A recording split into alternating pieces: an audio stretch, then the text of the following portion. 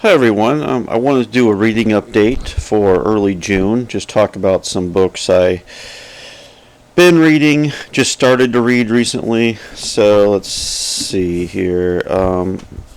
I've been reading Just After Sunset, this short story collection by Stephen King. I believe it came out in 2008. I'm about a little more than halfway through this one, and there are some good stories in here. There's the first two I liked, called Willa and The Gingerbread Girl, were both good. A few of the stories I found, there was one story I thought was weak, and there's also a long, almost novella in here called N, just the letter N, which is pretty good, kind of a Lovecraftian horror story from Stephen King. So I'm almost through this one. So overall, a nice collection from Stephen King from 2008. I've also been reading, I've had this book around, The Interpretation of Dreams by Sigmund Freud. I've always wanted to read this book, and any books that get into dream analysis or trying to make sense of what dreams mean and interests me. I know this book is probably, from what I've read the introduction, this book has been more influential on literature and the arts than it has on psychology. So if you're into surrealism or dream logic and storytelling, this is really, I think, an important book to go to. And I'm started out, and Freud is writing about the history of dream analysis, kind of providing some of the research that had been done on dreams up until his time in the late 19th, early 20th century. And there really haven't been a lot of theories about dreams and what they mean, but like I said, it does interest me. If you think about it, we spend a good portion of our lives asleep in a dream world, and sometimes it's something that we don't really think about too much, but other times it is something you do think about. So yeah, like I said, I always wanted to read this one, so I'm starting out with this one. And this is another nonfiction science book. This is The Sixth Extinction by Elizabeth Kolbert. And this book won the Pulitzer Prize in 2014. I've had this book around for a long time.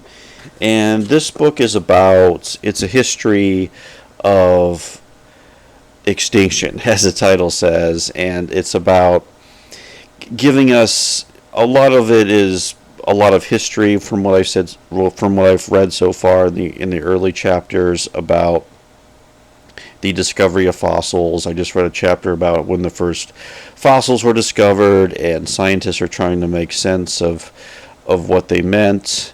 So it's interesting. And then the overall thesis of the book is that we might be living right now in a time of mass extinction, and what makes this era different from the other extinctions, which were often brought on by catastrophes like, asteroids striking the Earth or some kind of massive catastrophe. And this round of extinctions may be strictly due to human activity. Human activity is causing, destruction of habitats, all these things, use of chemicals. And so that's one of the interesting things in the book. And the book has an interesting introduction where she talks about how the history of mammals and how the early humans, were huddled in caves and spent most of their time afraid of predators, and eventually, even though other animals were much bigger and stronger than humans, with intelligence and ability to reproduce, ability to adapt to different environments, humans began to populate the planets, and that we're still in the middle of this process of what it means to have human beings dominate the planet, and so it's an interesting book so far. And so The Sixth Extinction, Natural History. And I'm also reading, this is a science fiction book, Solaris by Stanislaw Lem, who was a Polish writer and a very prolific writer. Not just wrote science fiction, but wrote a lot of philosophy, wrote about politics, wrote about many subjects, and was a real influential intellectual of his time in the 20th century, and was maybe more widely read in Europe than in America. But this is his most famous book, which has been made into some films, and a few chapters in, and the book is basically about a planet that has been discovered that's almost all ocean, and scientists believe that the ocean could be alive, could be a living organism.